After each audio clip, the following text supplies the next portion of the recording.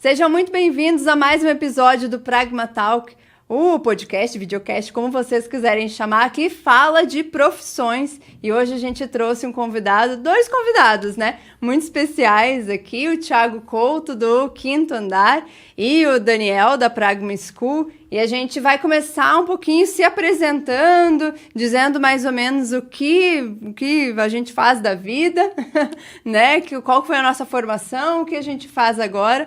E aí o bate-papo vai embora. Beleza? Vamos lá, meninos, por favor, se apresentem. Bom, primeiro os mais velhos, é isso? Tá bom. Eu sou garoto de programa, como o pessoal fala, né? Sou programador de software já há mais ou menos uns 30 anos. E sou um dos fundadores da Pragma School, né?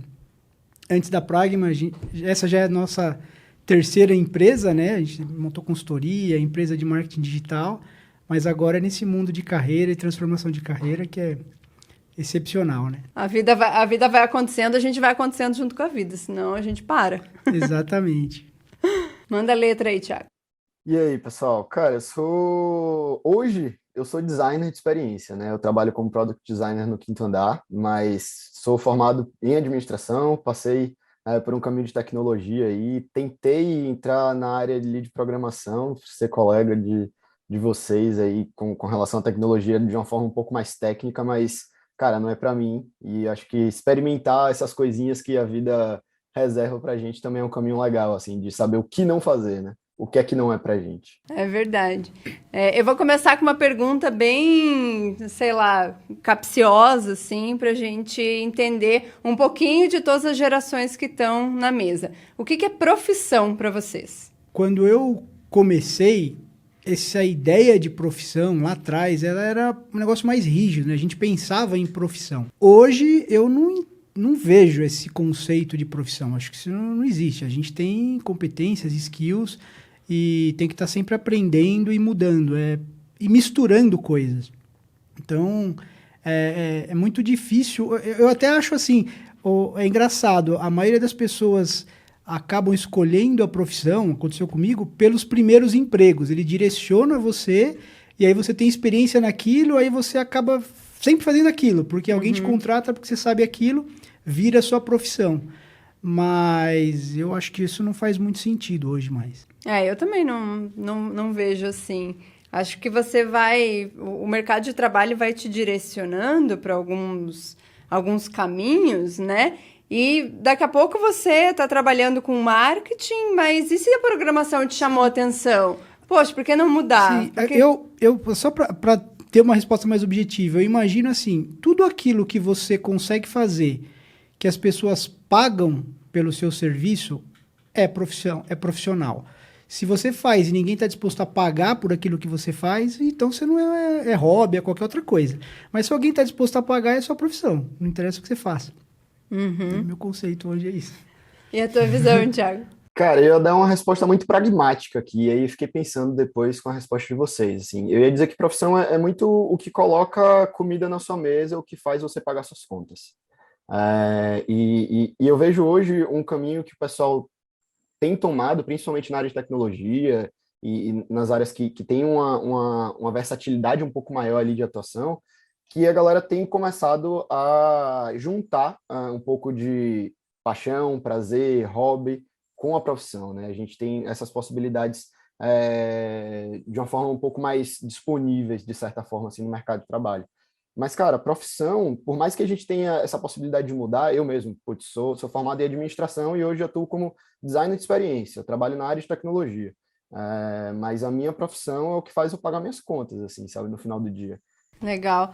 O Quinto Andar é uma startup, né? A gente vê nos últimos anos, uma explosão de startup tão grande, né? Que, é porque vou abrir a startup aqui para ver se vai dar certo, mas, Daniel, você que tem uma startup, a Pragma é uma startup, né? Qual que é o conceito de startup? Puxa, isso eu diria uma grande confusão que acontece, as pessoas confundirem pequena empresa com startup. Eu uso uma metáfora que imagina que a gente está vendo aqui 2 ovos.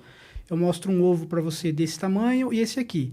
Você fala, poxa, os 2 são frágeis e é um ovo ainda. Só que esse aqui é um ovo de dragão, esse aqui é um ovo de galinha. Depois que crescer, esse aqui vai virar uma galinha. Esse aqui tem potencial de virar um dragão. Então, a startup no começo parece muito com uma pequena empresa, mas o modelo de negócio, o tipo de problema que ela resolve, ela é feita para escalar. Então, essa é a grande diferença. Então, confunde um pouco, né? Mas todo mundo fala, tem uma startup, mas se a sua empresa não é feita para escalar, virar uma coisa muito grande, não é uma startup, né?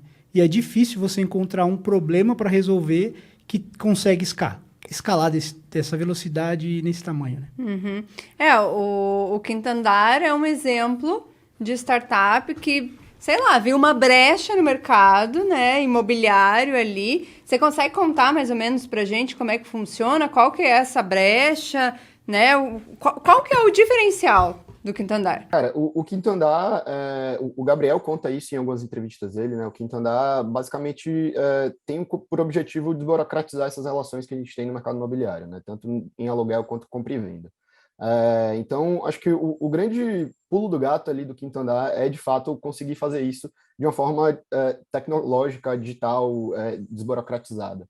E aí, quando a gente fala de startups no geral, a literatura da administração fala que a gente tem 3 pilares de startup, né? O primeiro é tecnologia, e aí você vê que grandes empresas, grandes unicórnios brasileiros hoje são basicamente tecnologia.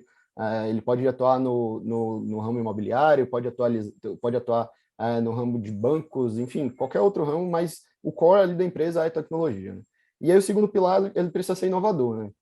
As startups precisam fazer esse movimento disruptivo ali. Cara, tem um cenário, como que a gente pode ser inovador nesse cenário e fazer com que essas relações sejam facilitadas ou atualizadas ou então desburocratizadas?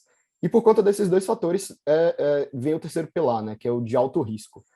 Se uma startup não tem alto risco, ela dificilmente vai ser startup, ela dificilmente vai ter espaço para poder escalar, né, que é o que vocês falaram. Então, acho que dentro desses 3 pilares, a gente tem o cenário perfeito para uma startup. E lógico que nem tudo são flores, né? Tem esse fator alto risco aí que dá o friozinho na barriga, que a gente gosta, né? É verdade. E quais profissões para vocês estão super em alta e quais já, né, tá indo por água abaixo, já não é mais profissão? Porque hoje a gente vê, né?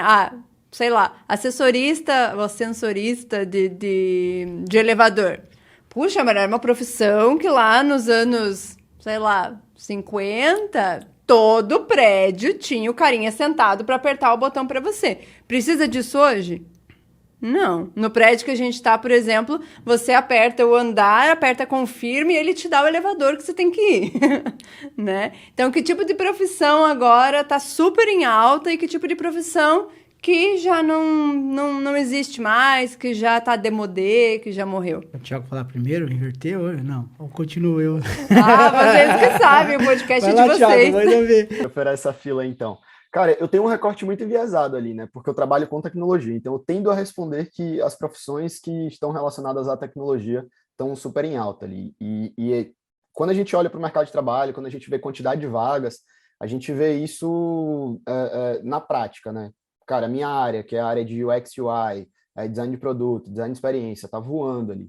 E pesquisa também tá voando, e UX Research, quando a gente fala de UX Research, cara, as empresas que estão amadurecendo dentro da área de tecnologia estão percebendo cada vez mais que elas precisam de pesquisa para poder entender qual é a dor de cliente, o que é que o cliente está querendo, quais são as oportunidades de mercado.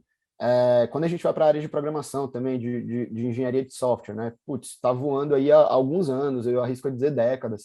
Então, a área de tecnologia como um todo está voando e eu acho que a gente vai se manter nessa crescente aí durante alguns anos, algumas décadas talvez, até que a gente faça uma transformação digital de fato, né? E não é aquela transformação digital que os grandes players entram no mercado e que a gente tem, sei lá, grandes varejistas ou grandes empresas. Eu acho que é a transformação digital da sociedade como um todo. É engraçado isso, porque eu peguei exatamente a transição, né? Quando eu comecei na informática, a gente chamava de CPD, trabalhei no CPD, isso é coisa antiga, né? Final da década de 80, eu não tinha a menor ideia o tamanho que isso... Ninguém tinha. A gente nem imaginava que ia existir a internet, muito menos o smartphone. Isso era... Ninguém imaginava, assim, que isso ia acontecer 2 décadas depois. E o interessante é que esse processo, eu acho que a sociedade ainda não assimilou. Então, se você for ver no século XX inteiro, todo mundo teve na escola português, matemática, ciências, tem aquela base curricular que ela foi construída depois da Revolução Industrial. E a gente agora está numa nova transição, porque em algum momento decidiram, todo mundo precisa saber ler e escrever, porque isso vai ser útil. Depois todo mundo precisa aprender matemática. Mas a programação, entender de pensamento computacional, isso é novo. A gente está no meio da transição. Só que a sociedade ainda não assimilou. Então, eu acredito que daqui a um tempo vai ser igual aprender a ler e escrever. Programação vai ser essencial. Porque o software está comendo tudo. Tudo está virando software. Absolutamente tudo que você imaginar vai ter 80%, 90% do produto baseado em software. E você precisa de pessoas para construir esse software cada vez mais. Então, é engraçado. A gente fica tentando adivinhar qual é a profissão do futuro. O que vai acontecer? Eu faço uma pergunta ao contrário. O que vale hoje e vai continuar valendo nos próximos 10, 15 anos? Eu só tenho certeza uma coisa, tecnologia. Computação. Eu não sei o que vai existir no futuro, mas computação vai estar lá. E nem que modelo, né? Nem que molde a gente sabe. A gente não sabe em que molde a tecnologia vai estar. A gente sabe que vai estar. A gente sabe que a computação vai estar. Mas, cara, se a gente for falar de 10, 20 anos atrás, as coisas têm mudado muito rápido. Eu lembro da época que a gente gravava número e nome de modelo de aparelho celular, sei lá, Nokia no celular das quantas, Samsung no celular... Isso passou muito rápido, né? A gente desenvolveu muito rápido, a gente vem desenvolvendo muito rápido também. Então, quando a gente olha para a tecnologia, eu não me arrisco a dizer como que a gente vai estar em termos tecnológicos daqui a 10 anos. E a gente pegou, acho que eu e o Thiago pegamos bem a transição ali dos anos 90, que era tudo analógico e num capote mudou tudo para digital. Não assim, como do jeito que é hoje, mas completamente mudou. Então, aí começaram a chegar os primeiros celulares, né, que tinha os botões, você clicava forte para digitar. Hoje você entrega um celular daquele para geração alfa, que são as crianças hoje, o que eu faço com isso, né? E tem bebezinho que já pega um livro na mão, alguma coisa, e faz assim no livro. Né? Ele quer deslizar a tela do livro, do papel, não, mas, né? E da onde que veio? A criança parece que nasceu com um chip já, né? Instalado ali, porque agora é assim, o livro é assado, né? Você não folheia mais assim, você folheia com o seu dedinho. E aí eu vi uma reportagem, uma pesquisa esses dias de quem digitava mais rápido, os boomers ou a geração Z e a geração alfa. Quem que você acha que ganhou? Acho que depende. Se for no teclado do celular, acho que... Não, no computador, com teclado, assim. Não sei, eu não arrisco. Não arrisca? Cara, eu arrisco a dizer que os boomers. Sabe? Os boomers. Eu ia chutar, mas... Os boomers fizeram um curso de datilografia, gente. Exatamente. Eu fiz, pô. Oxi. Exatamente. A geração alfa aprendeu a digitar no celular. Exatamente. Eles digitam assim. A gente também digita assim, ou a gente meio que às vezes faz assim, né? Mas é aqui. Quando você transforma isso aqui num teclado, eles vão catar milho. E daí a gente tirava sarro, né? O pai e a mãe da gente que digitava assim, mas não, o pai e a mãe da gente não digita assim. Quem digita assim é a nova geração. Isso foi muito curioso. Quando eu me peguei lendo essa matéria, daí meio que caiu uma fichinha, assim, Agora, nossa. deixa eu provocar, a gente tá discutindo digitar, né? Uhum. Mas e o que você acha de ter caligrafia na escola?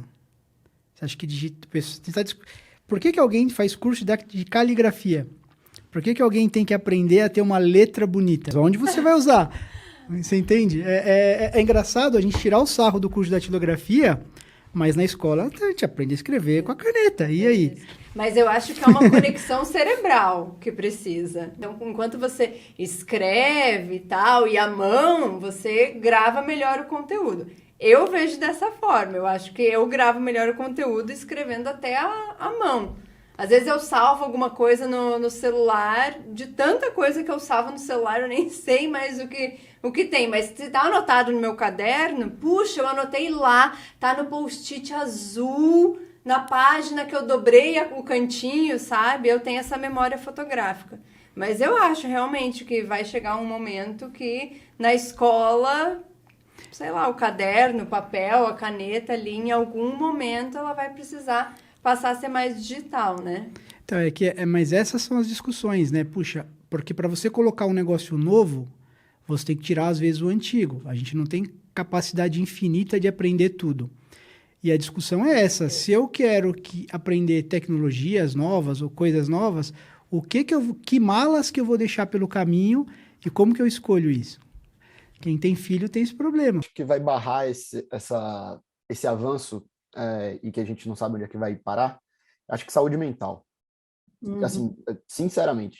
Acho que o assunto de saúde mental, o assunto da gente consumir mais conteúdo o tempo inteiro, consumir em grandes quantidades, e sem olhar para a qualidade, eu acho que vai barrar esse avanço e vai fazer a gente discutir, assim, olhar para nós como seres humanos e não como meros utilizadores de tecnologia, assim, sabe?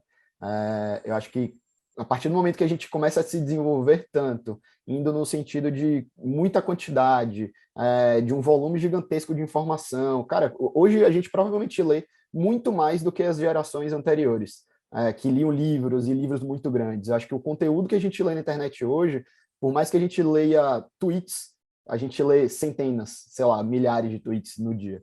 Então, a gente consome muito conteúdo o tempo inteiro, a gente talvez abra mão de uma profundidade naqueles conteúdos, e eu acho que isso vai vir para poder a gente levantar esse debate sobre o que é que a gente está consumindo, como que a gente está consumindo e como que isso afeta a gente como seres humanos, né? Assim, eu gosto muito do assunto tecnologia, eu acho que é fundamental, eu acho que a gente tem muito para avançar ainda, mas eu acho que a gente precisa balancear isso, o assunto tecnologia com o assunto seres humanos e a gente olhar para a gente. A gente vê um retorno ao orgânico, um retorno vou usar uma camiseta que seja de algodão, ao invés de usar tecido sintético, vou comprar numa loja da minha cidade para ajudar o comércio local. Então, há uma volta a alguns costumes. Vou fazer meu próprio queijo. Esses dias eu me parei fazendo ou pensando em fazer o meu próprio queijo. Então, assim, Mas você aprendeu a fazer no YouTube, né?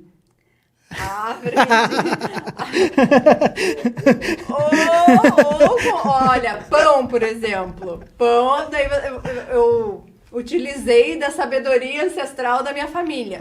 Eu não fui no YouTube digitar como fazer pão. Eu pedi pra minha mãe, você pode fazer o fermento aí, que minha mãe resolveu fazer pão de fermentação natural agora, e agora ela quer ensinar os filhos a fazerem.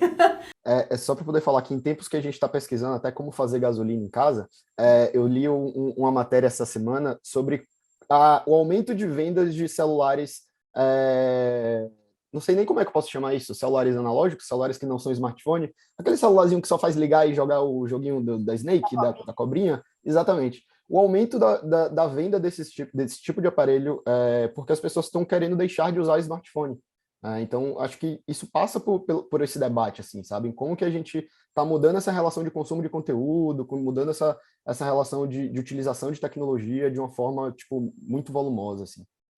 É interessante, né? É engraçado vocês falando isso, porque essa é a discussão que eu tenho, inclusive, com as minhas filhas, né? Porque eu sou da época pré-smartphone, até hoje eu me sinto meio analógico. Mas eu vejo a tecnologia diferente. Para mim, eu não sou consumidor de tecnologia. Eu gosto de criar. Eu gosto de entender. É devagar, é slow. Você criar alguma coisa, pensar, desenvolver um software, é um negócio completamente que exige concentração, exige dedicação, tentar por muito tempo, erra, aí você desiste, vai dar uma caminhada, volta depois com a solução só no dia seguinte. É devagar. E é isso que eu acho que é a maior confusão que tem hoje. As pessoas veem os filhos usando o celular, baixando o app, consumindo coisa e acham que eles estão...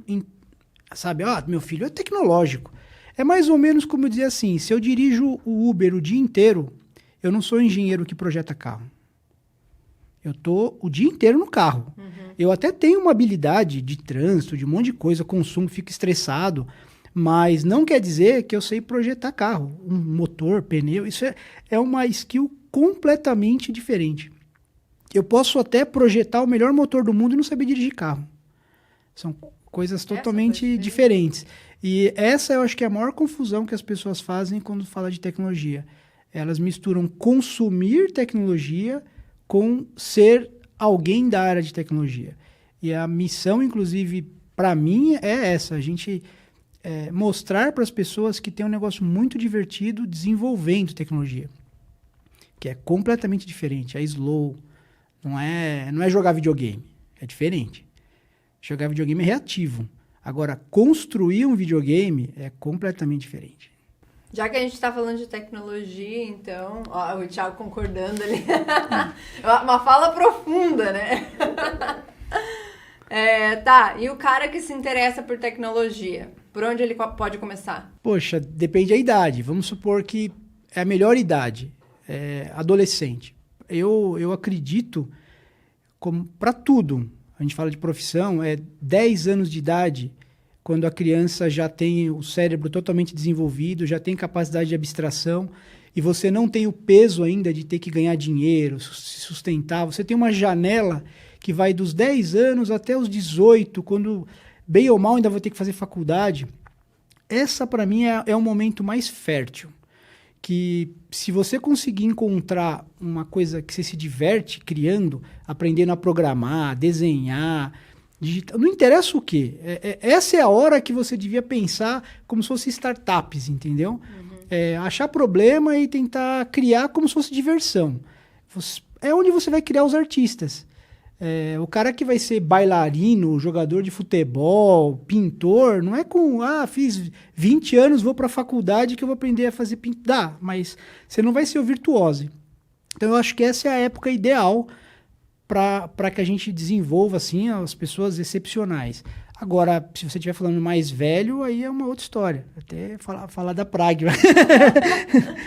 Eu não sei, deixa o Thiago falar com a opinião dele. Vai, o que você acha? Puxou o gancho já, adorei. Cara, eu acho que... Eu concordo com você. Assim, demais a gente introduzir o assunto de tecnologia, de produzir tecnologia, de ser um profissional de tecnologia, eu acho que faz muito sentido que seja nas escolas, né? Quando a gente fala de, cara, educação física, artes, matemática, português, a gente fala de todos esses campos ali que compõem uma quantidade de conteúdo para que a criança adolescente se forme uma pessoa que vá ser, sei lá, um advogado, um médico, um engenheiro. E uma das coisas que eu mais falo com colegas da minha idade, que foram meus colegas no colégio, que hoje são amigos, né, é que eu não me via naquelas pessoas que, sabe, fórum de profissão do ensino médio, e aí vai um advogado falar o que é que ele faz no dia a dia, vai um engenheiro falar o que é que ele faz no dia a dia. E eu tive uma dificuldade enorme nessa fase da vida de escolher o que é que eu fazia. Eu sempre gostei muito de tecnologia. Cara, naquela época eu formatava computador, naquela época eu jogava muito, naquela época eu já sabia algumas coisinhas ali de tecnologia, aquela pessoa que tinha um conhecimento um pouquinho a mais porque gostava daquilo, que tinha um pouco de contato, né? Mas eu não tinha um contato no colégio, assim. Eu não tinha um contato com aquela visão de que eu poderia ser um profissional da tecnologia. Então, a partir do momento que você insere isso na realidade de uma criança ou de um adolescente, em formação, e fala, cara, você pode ter uma vida profissional dentro desse mercado aqui. Eu acho que a gente desperta várias questões que foram levantadas aqui, né? De tipo, putz, como que eu posso ir atrás de conteúdo de formação? Como que eu posso me profissionalizar nisso? E aí vai desde de escolas de ensino tradicional para curso técnico. Eu acho que faz muito sentido que seja inserido a possibilidade da criança e do adolescente fazer aquilo ali, naquele momento da vida, né? Para poder despertar a possibilidade.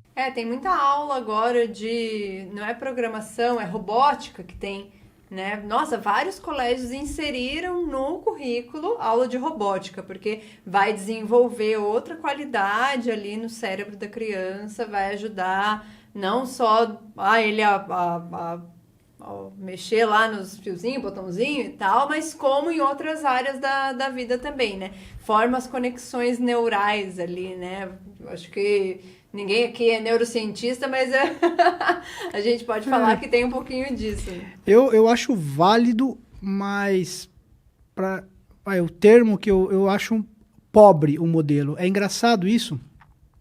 Eu vou dar um exemplo quando a minha filha era bem pequenininha. Era engraçado. Você pode ir numa loja comprar um brinquedo, caro ou barato. Todo feliz. Você vai pagar uma grana no brinquedo, traz para casa. Ela tinha 1 ano e meio, 2 anos. Todo felizão. Ela jogava o brinquedo fora e ficava com a caixa.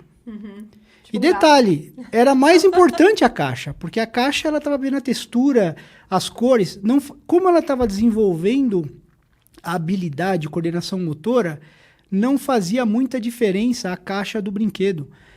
Até porque o brinquedo já estava pronto. Se você der um cabo de vassoura e a criança imitar que é um cavalo, vale mais do que se for uma coisa que parece o cavalo. Porque ela está tendo que complementar na mente dela muito mais para imaginar um cavalo.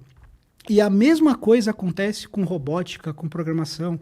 É engraçado. Quanto menos pronto tiver, mais você vai ter que ser criativo, mais divertido mais você sente criando. E como é um mercado, os pais estão pagando as escolas, a escola tem que mostrar que faz alguma coisa, aí ele traz o kit pronto para o cara em 10 minutos achar que está fazendo robótica. Até porque tem que ser instantâneo. A gente, afinal de contas, vive no Instagram, né? Instant gratification. Eu tenho que sentir agora.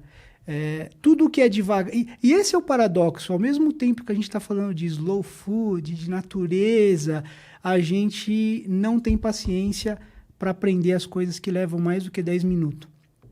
Então, eu tenho dificuldade de entender isso. A gente você consome pega o vídeo rápido ali, né? No TikTok, rapidão. Tudo que você fala para a pessoa que vai levar 1 ano, não, 1 ano é muito tempo. Não, que isso, 1 ano? Não, tem que ser amanhã. É engraçado como a mesma pessoa consegue querer coisas devagar aqui e no outro lado eles falam, não, tem que ser instantâneo.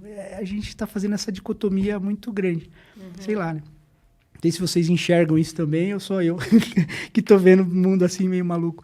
Tem um longo caminho aí pra gente percorrer, pra entender, pra se situar, onde é que a gente tá, o que que a gente realmente quer, o que que o mundo precisa, o que que a gente precisa, o que que a sociedade precisa como um todo, né? Eu vou dar um exemplo. O computador que eu aprendi a programar, ele tinha 16 KB de RAM. Era maravilhoso. Agora, você tem ideia quantos milhares de vezes o seu celular tem mais capacidade do que o computador que eu aprendi a programar? Que tá aqui, né? Agora, quantas pessoas estão usando o celular para aprender alguma coisa que vai mudar a vida delas de verdade? Essa é a pergunta. Agora, eu acho engraçado. Lá atrás, o meu primeiro computador, eu tive que decidir se eu comprava um carro ou computador. Porque era o mesmo preço. E era uma porcaria, se você comparasse com hoje. Mas era essa... Você ia comprar um livro, você tinha que ficar... Caramba, são 3 meses de trabalho para eu ter um livro. E se você quisesse um livro bom, era em inglês, e eu nem tinha inglês naquela época. Isso é uma outra discussão ainda do inglês. Hoje, a gente tem acesso a tudo. E é tão maluco, porque se você quiser trabalhar com aquilo que está na ponta de tecnologia, é mais de graça ainda você consegue falar com o cara que está desenvolvendo. Você manda um e-mail para ele, ele te responde. Isso é acesso inimaginável. O problema é o filtro. A gente está interessado nisso?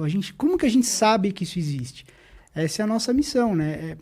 Ao mesmo tempo que está muito fácil, nunca foi tão difícil a gente atrair as pessoas para aprender tecnologia do jeito que deveria ser. É muito engraçado.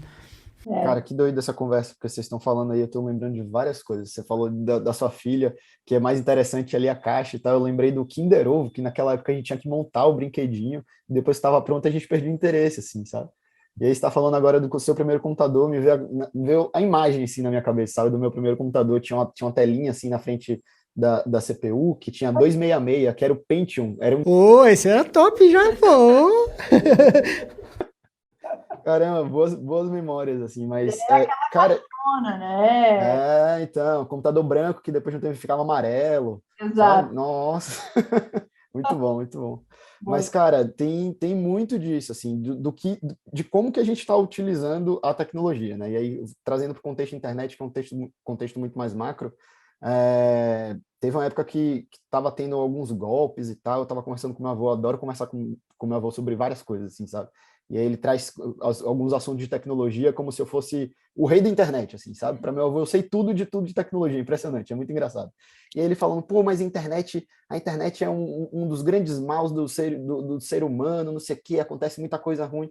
E aí eu comecei a pensar sobre aquilo, que a gente começou a trocar uma ideia, eu falei assim, cara, mas a internet é muito massa. A internet produz coisas muito legais. E se eu fosse definir a internet hoje, é um campo muito neutro, assim. Vai muito de como a gente utiliza, do porquê que a gente utiliza e do que a gente está buscando, né? E quando a gente vê que a gente estava buscando, sei lá, muitas redes sociais, Facebook, Instagram, não sei o quê, a gente começa a ver um movimento mais contrário de aumento de venda de celulares que não tem nem internet, assim.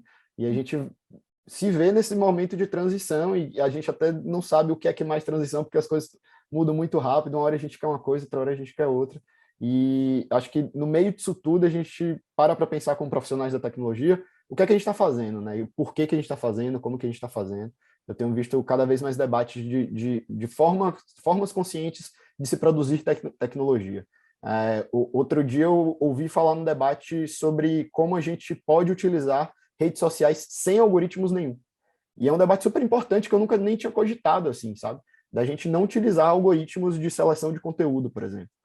Como que a gente faz isso? Por que a gente faz isso? O que é que a gente produziu hoje para poder chegar no debate hoje, para poder falar, cara, eu não quero que o Instagram selecione o que eu vou ver. Eu não quero que o Facebook me diga quais são as publicidades que vão chegar até mim. Eu quero navegar na internet assim como eu ando na cidade e vejo outdoors aleatoriamente, sabe? Eu acho que esse é um debate legal. Tem até uma rede social que surgiu agora, foi ano passado, que ela chama Minus. Você não tem curtida, não tem comentário e você tem um limite de publicação de 100 publicações. E daí ela deu um crescimento, né? Toda rede social tem o seu pico e tem, né, o seu declínio. Enfim, mas, sabe, mas surgiu dessa necessidade aí que você está falando. As pessoas estão querendo menos. Né? Às vezes eu não quero selecionar, não quero que o algoritmo selecione. Às vezes eu não quero postar, não quero ver que as pessoas estão me curtindo eternamente. Só temos que combinar com os russos, né? Como o Garrincha falava, porque é igual, vou levar para comida, né? Puxa, a gente sabe qual é a comida que é saudável e qual comida que é gostosa. E é difícil. Tudo bem que tem uns chefes aí que prometem que não, que eles conseguem fazer comida gostosa e saudável. Mas, normalmente, as coisas que te dão muito prazer imediato não são saudáveis. E é isso que acontece. Como é que a gente acha... Porque vai depender do próprio ser humaninho que está ali do outro lado, falar assim, cara, eu vou ter que me controlar. O que eu acho que está mais difícil é porque está potencializado de uma forma que a gente nunca teve ferramentas tão poderosas. Então, a comida ainda era algo natural. Por mais comida estragada, ou do ponto de vista de saúde e gostosa, você ainda tinha algum controle. Agora, a dopamina é um negócio que toma posse de você. Você vicia, né, naquilo. Então, tanto é que o próprio presidente da Salesforce, ele levanta a bandeira de classificar Instagram, Facebook como droga. Que você tem que ter controle como qualquer outra droga. Ele bate nessa tecla forte. É uma droga, porque o efeito é o mesmo. É viciante e causa males. E você tem que ser controlado. Aí você fala, puxa, tem gente que toma álcool e não se vicia. Tem, mas não é a maioria. Então, essa é uma coisa polêmica, né? Eu realmente não sei. Eu não sei se... Aí é uma pergunta, né? Os jovens vão dizer que não, que, puxa, tá tudo normal, eu sou multitask e tal, eu consigo, mas o Thiago já começou falando que acha que tem uma overdose, né, que vai dar um problema na saúde mental, né. Eu nem tento, porque eu não dou conta, eu fico mais offline, assim, mas... senão eu não... Por exemplo, notícia, eu não leio o jornal, nem... Para mim, a notícia, para valer a pena, 15 dias depois, e uma notícia longa. Porque se aquilo for realmente útil, ele vai ser útil ler daqui 15 dias, um mês. Porque deve estar maturado. Nada que você vê hoje imediatamente vai mudar a sua vida. Nada. Tudo que está aparecendo aí é entretenimento. Aquilo que realmente vai mudar a sua vida, se você ler daqui 1 ano, ainda tem valor. Sabe? A economia está mudando, tá, mas ela não muda instantaneamente. Quando a gente acha que foi instantâneo, levou 10 anos para mudar. Então dá tempo de você ler. Aquilo que é importante dá tempo de você ler e você vai ter que cavar um pouquinho mais. Mas eu acho que as redes sociais trouxeram esse imediatismo pra gente. É para agora, você precisa saber agora. Essa informação é já e tal. Então esse imediatismo e deu... Bom, os casos de burnout aumentaram aí significativamente. Porque a gente não sabe se conter. Você tá ali lendo notícias, às vezes você passou 2 horas no celular, arrastando. Sim, dopamina. E aí tem 2 efeitos. Um é o próprio prazer daquilo que você viu e deu risada, achou engraçado. E tem um outro que é muito interessante. Uma coisa é você saber uma informação que vai mudar a sua vida, porque você vai tomar uma decisão importante. A outra, que é como a gente vive hoje, eu preciso saber antes do meu amigo, para quando ele falar daquilo, eu não me parecer idiota ou eu sou o primeiro que conta para ele. O único efeito é social. É o status social. A gente vive com trocando essa moeda. Se eu falar alguma coisa que você não sabe, você fizer aquela cara de interrogação, ganhei a batalha hoje. Hoje foi eu que trouxe. Se você fala alguma coisa que eu não sei, entendeu? Essa é a moeda que a gente está trocando hoje. Agora qual é o valor disso? Eu tô me sentindo muito no papo que, sei lá, quando eu era criança, minha mãe falava, o computador vai te fazer mal, não sei o quê. Bota o protetor de tela na tela e você fala, não, o que é isso? Fico imaginando os jovens, assim, escutando esse podcast, esse papo da gente, falando, não, tô falando besteira. Mas, cara, você estava falando ali da comida. A comida a gente tem uma causa e um efeito, né? Putz, se você comer muito fast food, você vai ter um colesterol alto. Se você fumar muito tabaco, você vai ter câncer de pulmão. Se você beber muito álcool, você vai ter uma cirrose hepática. Então, quando a gente fala de alto consumo de conteúdo na internet, às vezes de saúde mental, eu não sei se a gente tem uma consequência direta. A Lari trouxe o burnout. Burnout, muito provavelmente, eu não conheço, obviamente não sou da área de saúde, mas muito provavelmente é um concentrado ali de várias outras causas, né? E a gente não tem tempo suficiente ainda, eu acho, para a ciência determinar, cara, quais são as consequências, a consequência mais grave, então as consequências de um uso exagerado da internet ou de redes sociais e dessa necessidade de consumir conteúdo o tempo inteiro, de ser visto o tempo inteiro, de ser respondido o tempo inteiro, sabe? Acho que a gente vai passar por esse momento ali de evidência de consequências disso. Acho que já começou, acho que burnout também é uma pontinha disso, mas acho que a gente vai ter mais coisas por aí. Como é que você vê a minha geração, assim? Que esse é o tema do... Esse eu fico curioso, assim. Vocês veem alguma coisa de valor que vocês falam, poxa, isso aqui eu admiro os caras, ou tudo vocês falam, esses caras são do passado mesmo, não sabem o que estão falando. Você consegue dizer 3 coisas que você fala, caramba, mais pra frente eu admiro essa geração aí, ou não tem nada. Tem muita coisa, que é isso. Acho que a minha geração e a da Lari, ela veio uma geração que cresceu junto com a internet, né? A gente viu o disquete ser trocado pelo CD-ROM. E vocês já estavam ali. Vocês produziram esse movimento de desenvolvimento tecnológico, né? Acho que a geração de vocês, por mais que não tenha esse contato muito grande, esse contato diário muitas vezes, e aí eu tiro, sei lá, minha mãe. Minha mãe quer as coisas dela ali, quer o WhatsApp dela, quer o internet banking no celular dela, para tomar conta da vida dela, conversar com uma pessoa com outra, e depois não quer mais nada, assim. A gente busca sempre muita coisa, né? Então, acho que em termos de volume, a minha geração, como um todo, busca muito mais estar na internet, desburocratizar coisas. E eu vejo a sua geração como uma geração que parte quer a facilidade e parte quer estar ali fazendo ainda, né, a tecnologia. Então, cara, respeito imensamente a geração de vocês. Eu admiro a paciência, assim, com as coisas, né? Que nem o Daniel estava comentando ali da notícia. Poxa, acho que a gente não tem essa calma de, não, espera, eu vou ler a notícia daqui um tempo, porque ela vai estar mais ali condensada, vai ter mais opiniões, ela vai estar mais... É o que sobreviver, porque o resto é um monte de Ruído. Você tira o ruído, sobra o que interessa. Eu acho que a gente tem muito dessa. Ai, meu Deus do céu, a Rússia atacou a Ucrânia e tal. Eu preciso saber de tudo o que está acontecendo agora, porque se eu não souber quem que é o cidadão russo, aquele lado, não vou estar completo. Agora é engraçado, tem um meia-culpa que eu faço, que é assim, eu não era assim há um tempo atrás. Eu criticava muito os jovens nisso. Eu fazia coro junto com outros da minha geração e hoje eu já estou defendendo o contrário. Que a gente falava assim, mas os jovens não querem trabalhar, não querem estudar, o pessoal quer as coisas fáceis. E é engraçado como tem uma injustiça, porque a minha geração viveu melhor do que a geração anterior. Estou dizendo na média, claro, tem pessoas que se deram melhor, mas a cada geração, nos últimos 100 anos, a próxima geração viveu melhor do que a anterior. Então, se você tem alguém que foi o primeiro que morou numa casa na cidade, depois o primeiro que o filho foi para a faculdade, depois primeiro que teve casa... Sabe essa coisa? Vai melhorando. Não só tendo mais dinheiro, como novos produtos, né, mais barato, mais moderno, tudo vai melhorando.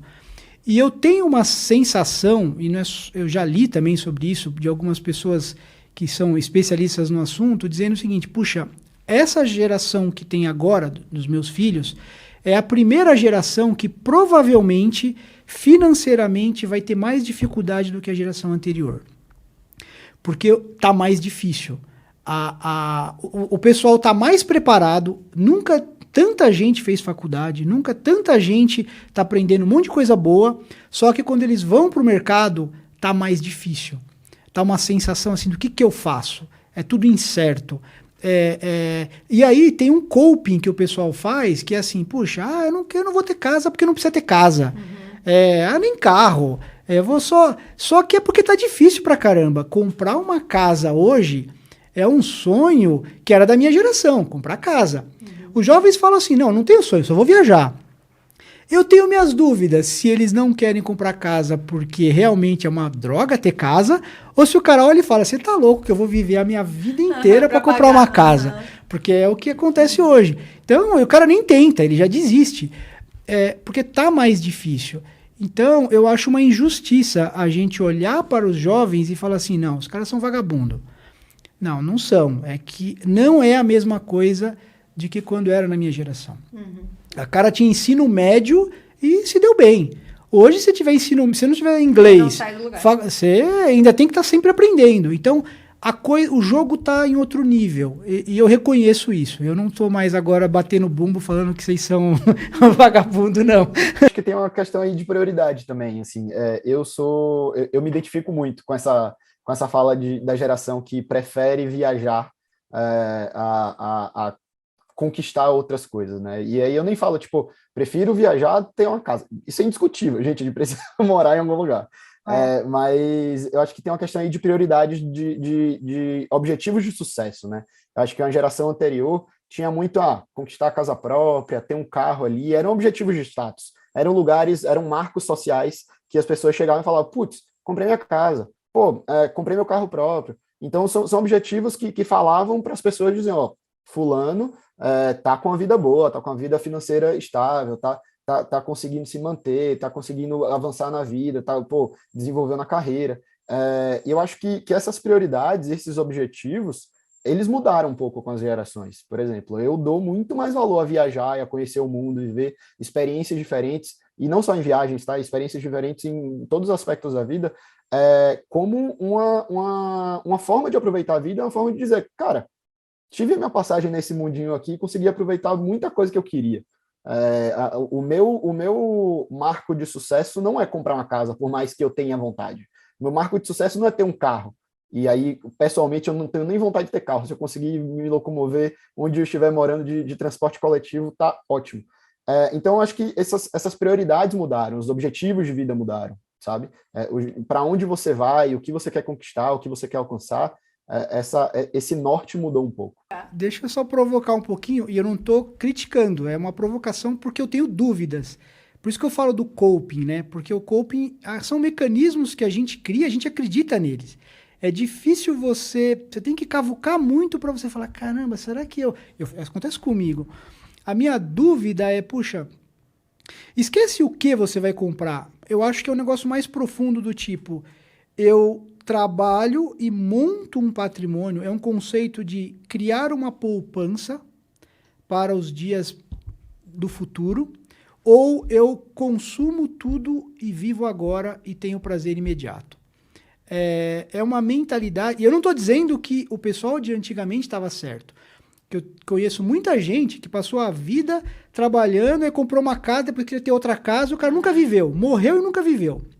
Nunca foi num bom restaurante, morreu com 5 casas e nunca foi num bom restaurante, nunca viajou, nunca conheceu nada. Eu acho que isso está errado.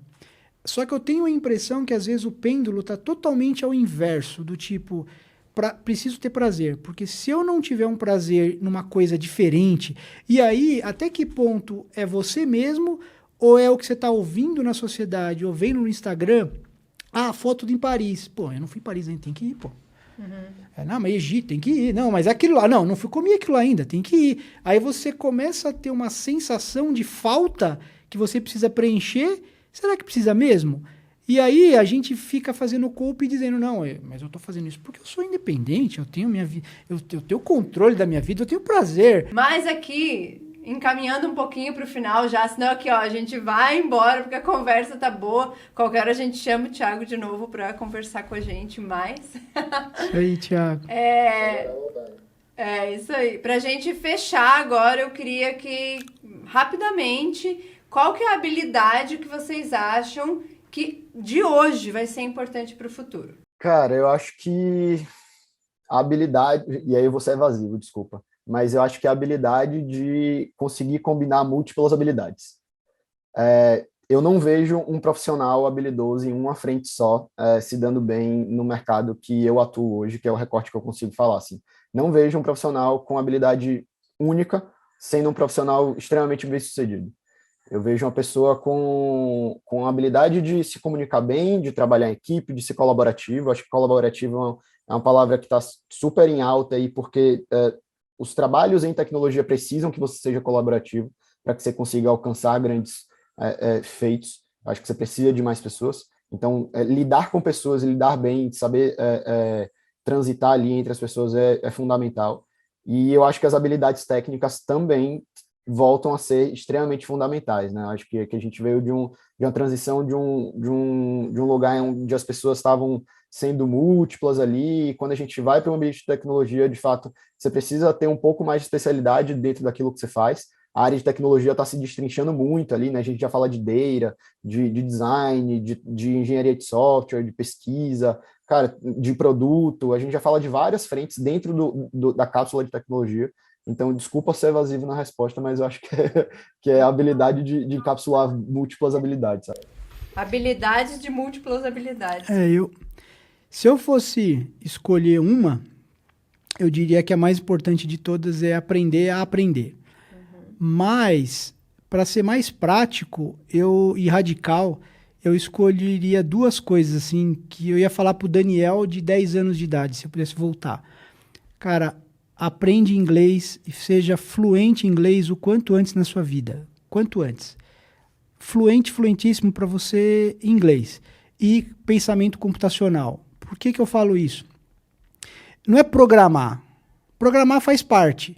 Mas o pensamento computacional é mais amplo. Você pode usar para você ser advogado, para você ser designer, para você... Não interessa a sua profissão, é uma forma de pensar computacionalmente, porque tudo vai ser computacional, mesmo que você não programe.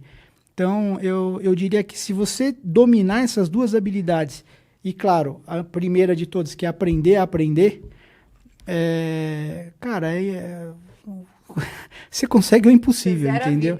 Maravilha. Meninos, muito obrigada pela presença de vocês. Foi um prazer inenarrável. Eu adoro essa palavra. Estar aqui hoje. Tchau pra galera. Tchau. Prazer, Thiago. Tchau, povo. Foi incrível. Obrigado, pessoal. Obrigado. Até mais. Isso aí, agora passa a vinheta como Jornal Nacional. Enquanto tá ao vivo ainda. Daí você apaga as luzes. É toda uma produção fake.